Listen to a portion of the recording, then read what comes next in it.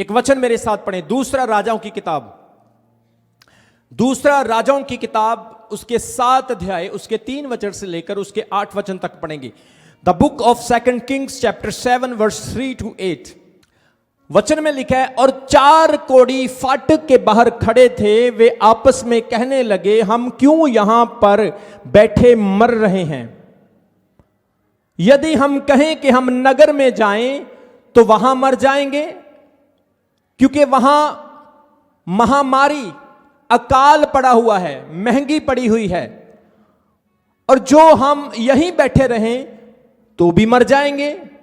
तो आओ हम अराम की सेना में पकड़े जाएं, यदि वे हमको जिंदा रखें तो हम जीवित रहेंगे, और यदि वे हमको मार डालें तो भी हमको मरना तो है ही। तब सांझ को अराम की छावनी में वो जाने को चले, और अराम की छावनी की और शोर पर पहुंचकर उन्होंने क्या देखा, टेंट के पास जाकर उन्होंने क्या देखा कि वहां पर कोई नहीं, क्योंकि प्रभु ने अराम की सेना को रथों और घोड़ों और भारी सेना की सी आहट सुनाई थी। और वे आपस में कहने लगे थे कि सुनो, इस्राएल के राजा ने हित्ती और मिस्री राजाओं को वेतन पर बुलवाया है कि हम पर चढ़ाई करें। हम यहां पर 4 कोढ़ियों को देख रहे हैं। हम यहां पर कितने कोढ़ी देख रहे हैं? कोढ़ी को इंग्लिश में कहते हैं लेपर्स, जिनके शरीर के ऊपर कोढ़ पड़ा होता है। और आपको पता है, आज के टाइम में अस्पताल बन गए हैं। आज के टाइम में कोढ़ियों के लिए एक खास जगह बन गई जहां पर उनका इलाज किया जाता है। लेकिन आज से हजारों साल पहले कोढ़ियों के लिए कोई सुविधा नहीं थी, और जो कोई कोढ़ी हो जाता था उसे देश से, नगर से बाहर निकाल दिया जाता था, क्योंकि कोढ़ की बीमारी को शूत शात की बीमारी कहा जाता था। और यहां पर 4 कोढ़ी हैं जो सामरिया से बाहर अपना जीवन व्यतीत कर रहे हैं। कुत्तों जैसा जीवन है इनका। कोई गुजरता होगा तो दूर से रोटी दे देता है, कोई गुजरता होगा तो कुछ फ्रूट्स, जैसे आपने ये चमकौर साहिब और लुधियाना वाले रोड पे देखा होगा, वहां पर कुछ बंदर होते हैं। बहुत सारे लोग डरते हैं और बंदरों के पास जाने से घबराते हैं कि वो हमें काट ना ले, और दूर से ही उनको केले, एप्पल्स, खाना, ब्रेड फेंक कर चले जाते हैं। और उनका गुजारा, उनका खाना पीना लोगों के दम पर होता है। और बहुत सारे बंदर तो ऐसे होते हैं जो गाड़ी को देखते रहते हैं कि ये गाड़ी आई है, लगता है डेफिनेटली ये कुछ ना कुछ हमारी ओर फेंकेंगे, लेकिन वो गाड़ी वाले कुछ नहीं फेंकते। तो उनकी एक्सपेक्टेशन, उनका दिमाग, उनका ध्यान जो है टोटली गाड़ियों के ऊपर रहता है, लोगों के ऊपर रहता है। इन कोढ़ियों का जीवन भी कुछ इस तरह का हो चुका था कि ये लोगों के ऊपर डिपेंडेंट थे। अगर कोई खाना दे जाएगा तो पेट भर जाएंगे, अगर नहीं तो नहीं। बदतर जिंदगी थी इनकी। ऊपर से डिपेंडेंट जिंदगी और उधर से देश में अकाल पड़ गया। कितने लोगों को समझ आ रही मेरी बात? अकाल में क्या होता है? पानी का सूखा होता है, फसल नहीं उगती है, अनाज नहीं होता है, लोग भूखे मरते हैं। आज मेरे प्रियो, इन कोढ़ियों की कंडीशन वैसी है। देश में अकाल पड़ चुका है, और अकाल तो है तीसरी सबसे बड़ी प्रॉब्लम कि वहां पर कुछ दुश्मनों ने इनके सामरिया नगर को घेर लिया है, जिन्होंने बाहर सामरिया के टेंट लगा लिया। देखो कैसा नजारा होगा वो।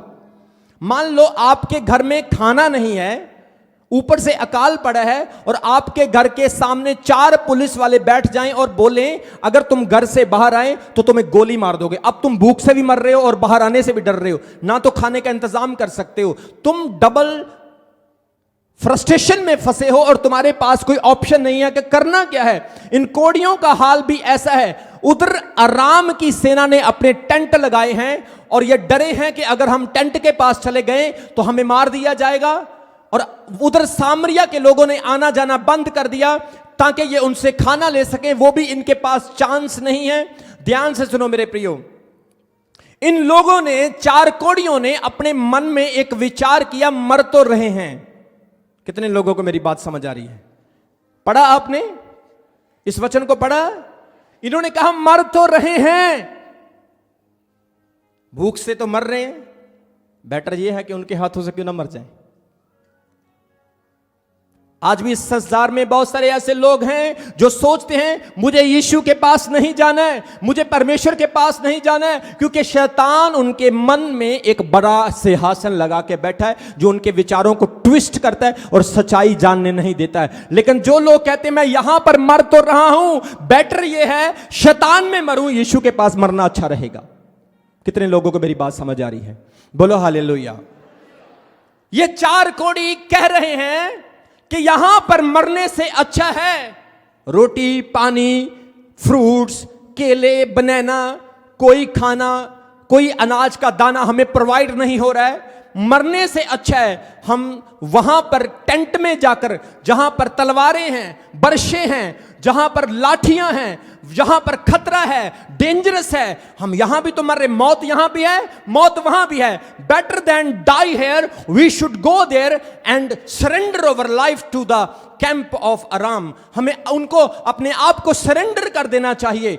बाइबल में लिखा है इनका डिसीजन, इनका फैसला जब इन्होंने पूरा किया तो चारों ने एक मन एक विचार करके उस टेंट में जाने का विचार किया, और जैसे ही उस कैंप में जाते हैं परमेश्वर ने पहले ही काम कर दिया है। बोलो हालेलुया।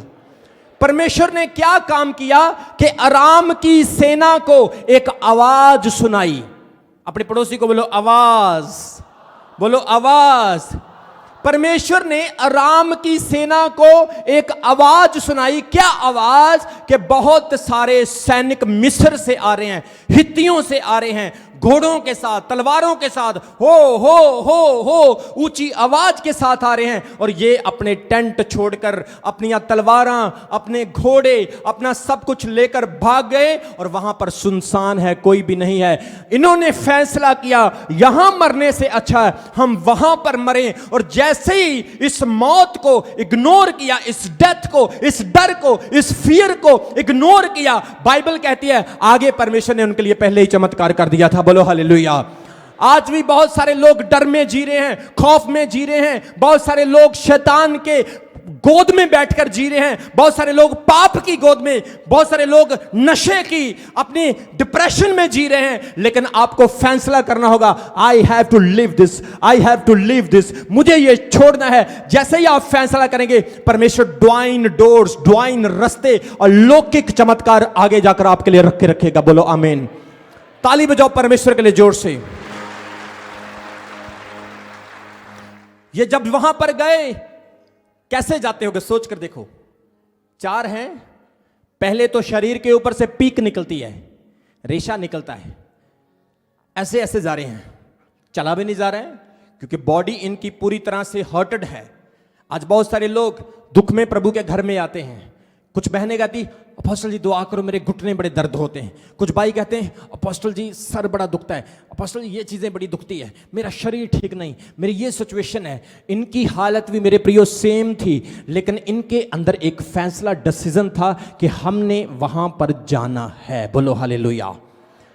इन्होंने फैसला किया, डरते डरते, कांपते कांपते, रोते रोते, अपनी समस्या, अपनी प्रॉब्लम में टेंट के पास जा रहे हैं। जैसे ही उसके किनारे पर, टेंट के किनारे पर पहुंचते हैं तो कुछ सुनने की कोशिश करते हैं। अरे सोनू तेरे को आवाज आई, अरे संदीप तेरे को आवाज आई, अरे कमल तेरे को आवाज आई, अरे शिमोन भाई तेरे को आवाज आई, बताओ जरा कि कुछ सुना यार, कुछ सुनाई दिया? बोला यार मेरे को तो कुछ नहीं सुनाई दे रहा है। अच्छा तेरे को कुछ सुनाई दिया? अरे मेरे को भी कुछ सुनाई नहीं दिया। अरे आज तो यहां पर आवाज ही नहीं आ रही। कभी तो चूल्हे की आवाज आती है, तलवारों की आवाज आती है, घोड़े हिनहिनाते हैं, लेकिन आज तो यहां पर कोई आवाज नहीं आ रही। किनारे पर पहुंच गए, शोर पर पहुंच गए, तैयारी क्या करके गए कि हमें वहां पर जाकर मरना है, हमें अपनी जान वहां पर देनी है, क्योंकि हम यहां नहीं मरना चाहते। अगर अराम की सेना ने हमें गिरफ्तार कर लिया, जेल में चक्की पीसन पीसन पीसन, लेकिन खाना तो मिलेगा। कितने लोगों को समझ आ रही मेरी बात? वो बोले कि हम जेल में रहेंगे, खाना तो मिलेगा, चाहे मटन चिकन नहीं, मूंगी मछली मिल जाए, लेकिन खाना तो मिलेगा। यहां भूखे मरने से अच्छा है। कितने लोगों को समझ आ रही मेरी बात? बोलो हालेलुया।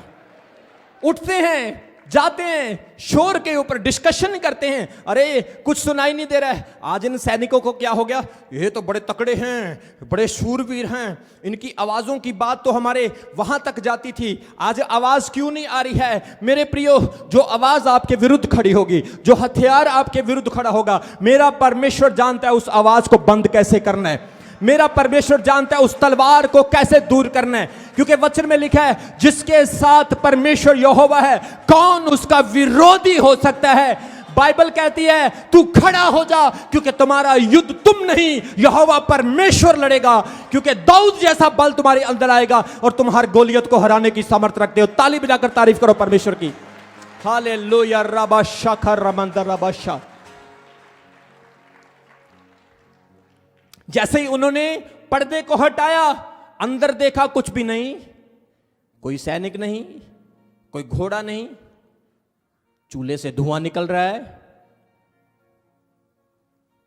हांडी में दाल बड़बड़ बड़बड़ बड़बड़ बड़बड़ उबल रही है, बड़ी सारी प्लेट में बढ़िया सा चिकन बना पड़ा है, और यहां पर तो ब्राउन ब्रेड भी पड़े हैं, यहां पर केले, सेब, संतरे, इतना कुछ। अरे वो क्या कहते ना, भूखे को प्याला मिला पी पी पानी आफरिया, वो वाला काम आज इनके साथ हो गया। बोले यार हम तो भूख में मर रहे थे, एक फैसले ने आज पूरी जिंदगी बदल के रख दी। एक फैसले ने आज लाइफ बदल के रख दी। आज आप में से बहुत सारे लोग हैं मेरे प्रियो, जो अपनी जिंदगी में सही फैसला नहीं कर पा रहे। मैं काम करूं या ना करूं, जॉब करूं या ना करूं, सिगरेट छोड़ूं, शराब छोड़ूं या ना छोड़ूं, चर्च में जाऊं या ना जाऊं, दुनिया की बातें, दुनिया की चीजें में फंसे हैं। लेकिन मैं बोल रहा हूं, जो हर संडे चर्च आते हैं, पवित्र आत्मा कह रहा है हर संडे जो चर्च आते हैं, परमेश्वर आने वाले दिनों में आपको चमकाने के लिए जा रहा है यीशु मसीह के सामर्थी नाम से। आने वाले दिनों में परमेश्वर आपकी लाइफ में अद्भुत काम करने जा रहा है यीशु मसीह के सामर्थी नाम से। परमेश्वर का आत्मा करे हजारों नहीं लाखों लोगों को तुम बरकतों पाते हुए देखोगे यीशु के नाम में। आज इन लोगों के साथ परमेश्वर ने चमत्कार कर दिया मेरे प्रियो। ओ भूखे कोड़ी आज उस टेंट में चले गए। इन्होंने सोचा होगा मैं आज गिरफ्तार हो जाऊंगा। वो बोलता था सोनू पहले तू जाएगा कि तू जाएगा, बोला संदीप पहले तू जा, नहीं पहले तू जा। वो बोला यार छोड़ो तुम मत जाओ, ऐसा बाइबल में नहीं लिखा, मैं आपको बता रहा हूं, मैं इमेजिन कर रहा हूं। वो बोल रहा है तुम जाओ पहले, तुम जाओ। वो बोलता जाने से पहले ऐसा करते हैं, थोड़ा सा पर्दा पीछे हटा के एक आंख से देखते हैं क्या हो रहा है अंदर। आज भी यीशु मसीह के पास लोग ऐसे ही आते हैं, थोड़ा जाकर देखते हैं क्या हो रहा है। लेकिन जैसे ही वचन में लिखा है चख और परख, परमेश्वर भला है। जिन्होंने उसे चख लिया वो उसके चेले बन गए। जिन्होंने उसे चख लिया उन्होंने दुनिया को हिला दिया यीशु मसीह के नाम में। जिन्होंने उसे चख लिया वो नौकर नहीं मालिक बन गए यीशु मसीह के नाम में। वो जिन्होंने हीरो बन गए यीशु मसीह के नाम में। आज परमेश्वर कह रहा है जितने लोग अपने दिल में अभी यहां पर बैठे बैठे ये सोच रहे मेरी जिंदगी में कुछ नहीं हो रहा, खुदावंत का आत्मा मुझे कह रहा है दिसंबर महीना चमत्कारों से भरा हुआ महीना होगा आपके लिए इन जीसस ने। इन्होंने देखा वहां पर कोई नहीं, खाना ही खाना। अरे हमने तो सोचा मर जाएंगे, हमने तो सोचा हमारी जान जाएगी, लेकिन ना तो जान गई ना अरेस्ट हुए। आज तो नजारे नजारे, खाना खा रहे हैं। अभी खाना खाया, एक ने दाल खाई, बड़ी स्वाद बनी भाई, आराम वाले दाल बड़ी स्वाद बनाते। अरे चिकन खाओ भाई, चिकन बड़ा स्वाद है। सोच कर देखो इनको इतनी दिनों बाद खाना मिला, किस तरह से खाते होंगे। आज आप थोड़े में गुजारा कर रहे हो, थोड़े में गुजारा कर रहे हो, लेकिन मैं आपको बोल रहा हूं टेबल भरा हुआ यीशु मसीह आपको देने के लिए जा रहा है। आपकी मुश्किलें चमत्कार बनेगी, मैं आपको बोल रहा हूं आत्मा के द्वारा यीशु के सामर्थी नाम से। क्योंकि आपने दुख देखा है और बाइबल में लिखा जो यीशु के लिए दुख सहता है परमेश्वर उसे ऊंचा उठाता है, ब्लेस करता है। मैंने भी दुख देखे हैं, मैंने भी प्रॉब्लम्स देखी है, मैंने भी संकटों का मुंह देखा और फेस किया है, लेकिन आज परमेश्वर मुझे रास्ते खोलते हुए दिखा रहा है यीशु मसीह के सामर्थी नाम से। आपके बच्चे ब्लेस होंगे चर्च में, आपको बोल रहा हूं। आपकी जनरेशन ब्लेस होगी, मैं आपको बोल रहा हूं। जो आपकी लाइफ में नहीं हुआ परमेश्वर कह रहा है होने के लिए जा रहा है यीशु मसीह के सामर्थी नाम से। खा रहे हैं, मौज उड़ा रहे हैं, परमेश्वर ने इतना ब्लेस कर दिया।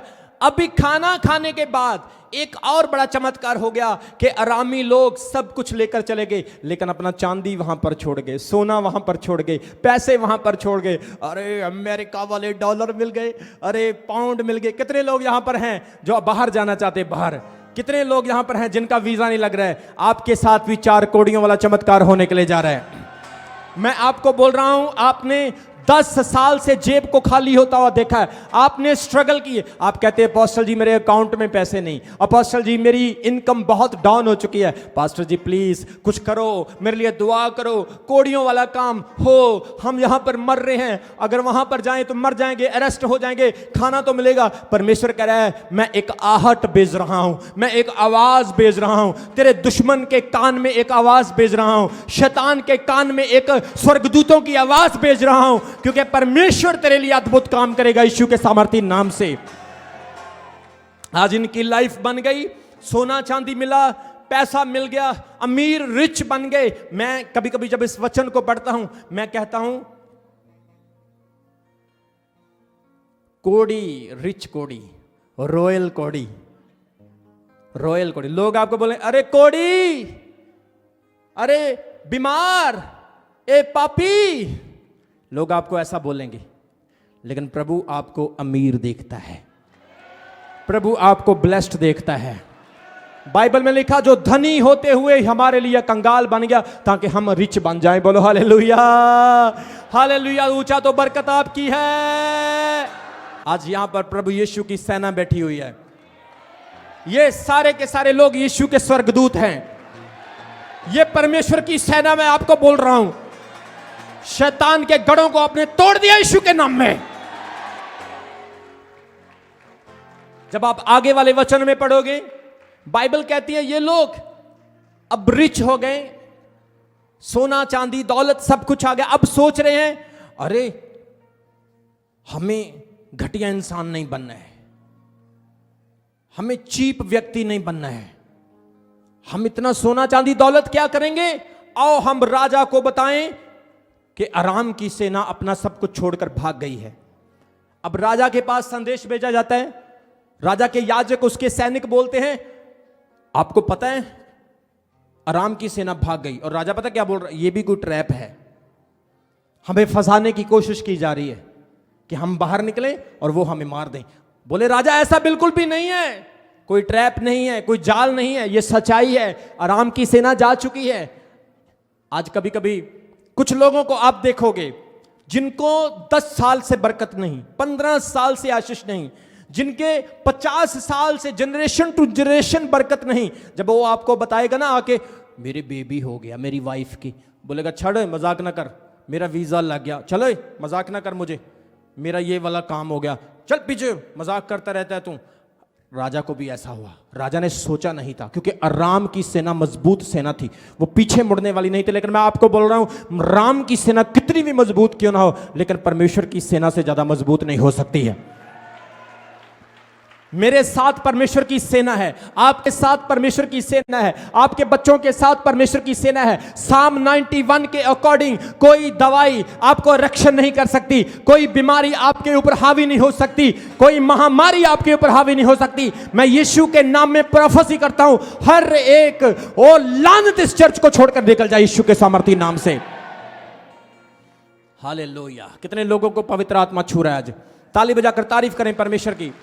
Oh Jesus, we love you and praise your holy name. यहां पर लिखा है उन्होंने राजा को बताया, राजा ने बिलीव नहीं किया, लेकिन एक बंदे को भेजा और उन्होंने कहा सचमुच ऐसा ही हुआ।